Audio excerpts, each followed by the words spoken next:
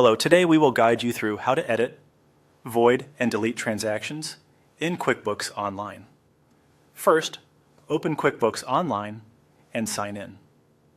Once you're on the home page, navigate using the left menu. Hover your mouse over All Apps if you see that option, then move into the Sales and Get Paid area. This is where your sales activity lives and where you can access your sales transactions list. Next, open Sales Transactions.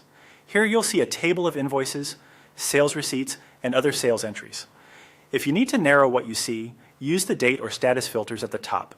Keeping the list focused makes it easier to choose the correct record. On the transaction you want to change, select the small drop-down arrow at the end of the row. This menu exposes your key actions. Choose Void when you want to keep a record of the original entry, but reset its amount to 0. Voiding preserves the document number in history, which can be important for audit purposes. After you choose Void, QuickBooks will ask you to confirm. Review the warning so you understand the impact on your balances and reports, then confirm to complete the void.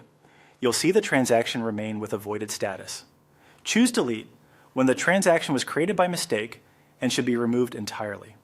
Deleting takes it out of your registers and reports as if it never existed, though an entry noting the deletion appears in your audit log.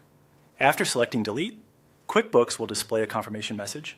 Double-check you have the correct transaction, then confirm to finish the deletion.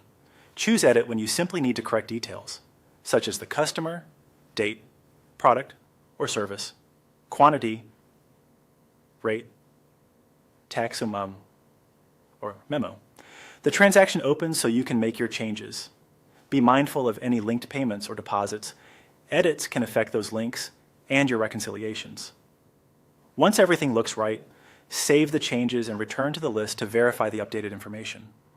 As a best practice, coordinate voids and deletions with your accounting policies, especially for periods that are already closed or reconciled. If you're unsure whether to void, delete, or edit, voiding is often the safer choice because it keeps a visible trail. That's it. By opening sales transactions, using the drop-down, and selecting void, delete, or edit with confirmation where prompted, you can quickly and accurately manage your sales entries in QuickBooks Online.